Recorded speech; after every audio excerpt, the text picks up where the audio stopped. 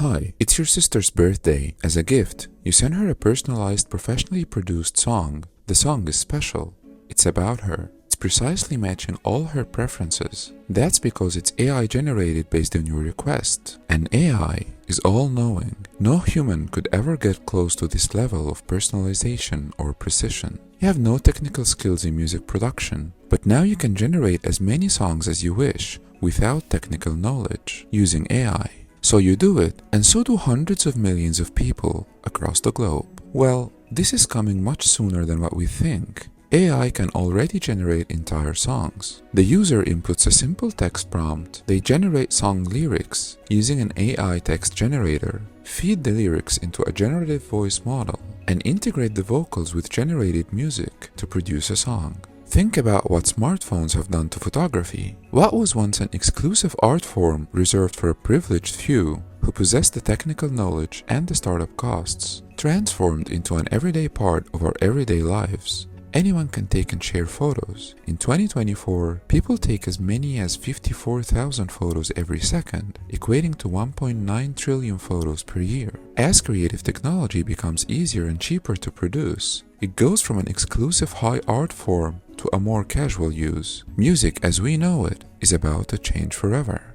This raises a lot of questions. What happens to musicians? Why are AI companies allowed to train their AI models on creators' works without the creator's permission?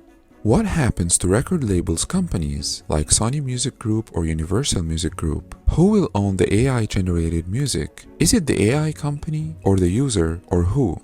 How can AI music be monetized? Large record labels companies are fighting AI companies in courts to protect their copyrights. Universal Music Group and other major labels sued the startup Anthropic over its AI model Cloud 2 generating copyrighted lyrics. A Sony Music Group executive told Congress that Sony has issued almost 10,000 takedown requests for unauthorized vocal deepfakes. AI companies argue that their usage of copyrighted songs fall under fair use. The outcome will be decided by the courts. Till then, AI companies continue to train their models and creators' works without permission.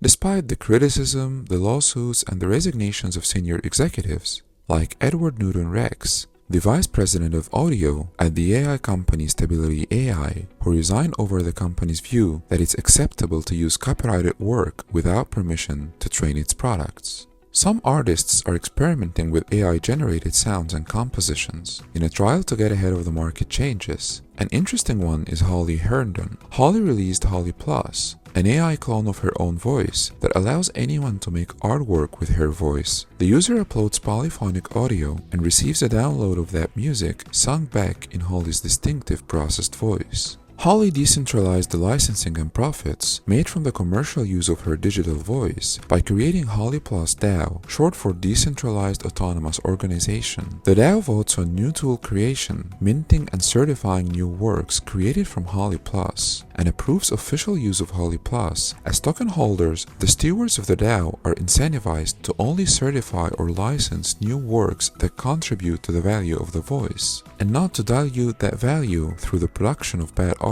Should the DAO approve the work, an NFT of the song is minted by the DAO, with 50% of the sales generated going to the artist and 40% going to DAO members and 10% reserved for Holly. Musician Gwilym Gold and producer Lex Drumgold partnered up and co-founded the AI company Bronze. Bronze collaborated with musicians like Disclosure to create endless versions of their music. Each time the listener plays the album, it will play in a new form never previously heard. The songs are not static, but are forever evolving AI versions of the songs. These moves by musicians seem to be forward-thinking, but their ultimate success is highly speculative. Generative AI will likely boost the creative capabilities of existing artists and producers, but it will allow hundreds of millions of people to make music. The current distinction between artists, consumers, producers, and performers will fade away.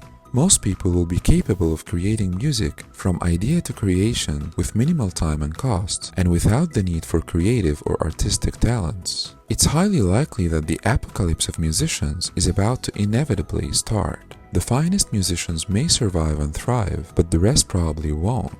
A potential positive impact of generative AI is the democratization of music creation. Countless people who have passion for music but don't possess the technical skills will have an opportunity to express their creativity and produce music easier. The era of mass creativity is about to begin. New artists will emerge in the music space and will trend within hours. Other established musicians will fall. AI will support the creation of higher quality music. We're likely to experience some new forms of music. New creative musicians will emerge and will quickly trend all over the world. At the same time, creativity will fall and lots of low quality music created by millions of users will be all over the place. For now, as a consumer, you just lay back, enjoy the new forms of music, AI musicians' copies, the age of democratization of music generation, the rise of new musicians, and the apocalypse of others, till you start creating your AI music, perhaps trend globally for a few hours, and try to figure out a way how to monetize it.